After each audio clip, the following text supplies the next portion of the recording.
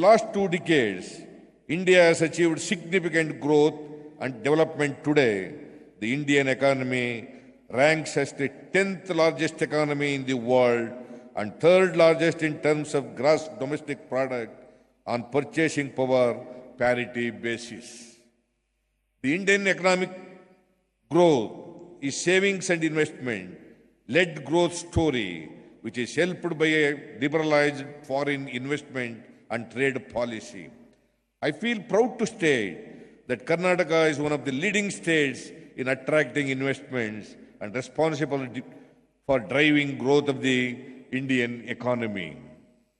Karnataka is the knowledge hub of Asia with 201 engineering colleges, 114 medical colleges and institutions, 50 universities, 13 international schools, apart from more than 400 multinational companies having their world-renowned high-end research and development centers. No wonder that the World Economic Forum has identified Karnataka among the top 4 innovation hubs in the world. With good rail, road and air connectivity, logistics support, infrastructure, excellent telecommunication network and peaceful industrial climate, the state has been a preferred destination for investment, attracting 4th largest foreign direct investment in the country. The figures published by the Department of Industrial Policy and Promotion in August 2016 reveal that Karnataka stands first in the investment attractiveness.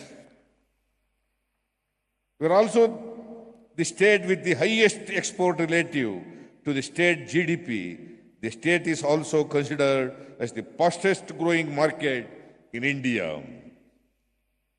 Karnataka has been ranked first for its healthy business climate and attracting investments by the World Bank's Investment Climate Index, and Bengaluru has been adjudged as the best Indian city to live in according to Quality of Living Survey Worldwide Rankings 2011.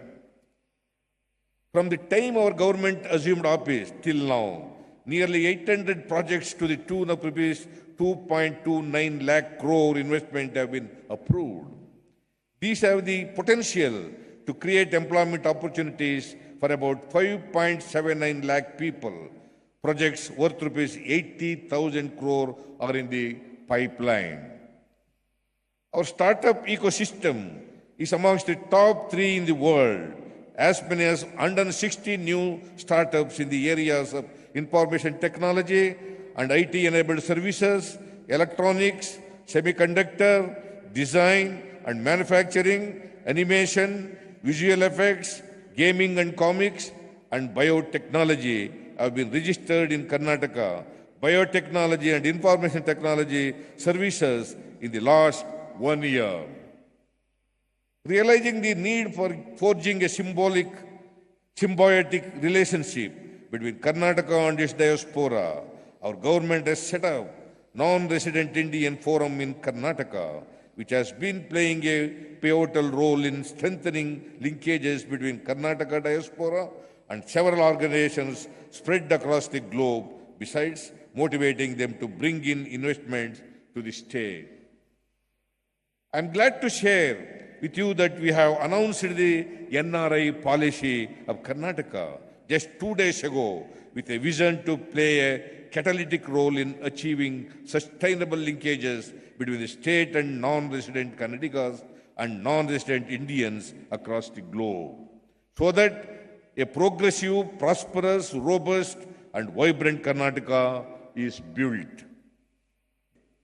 I would like to draw the kind attention of the Honorable Prime Minister to the resolutions passed in the Global Convention of the Global Organization of People of Indian Origin held in Bengaluru on January 6th, seeking extension of time till December 30th, 2017 for NRIs and PIO to exchange and or deposit high denomination specified bank notes in Reserve Bank of India or State Bank of India.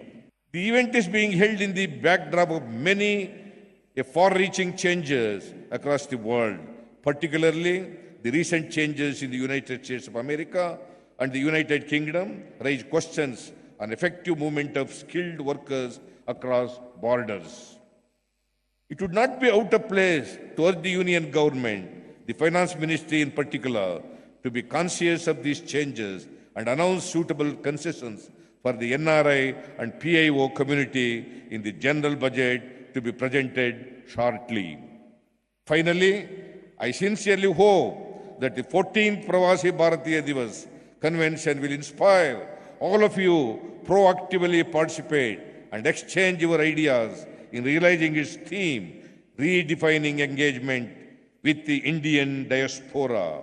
I wish this event a grand success. Jai Hind, Jai Karnataka. Thank you all.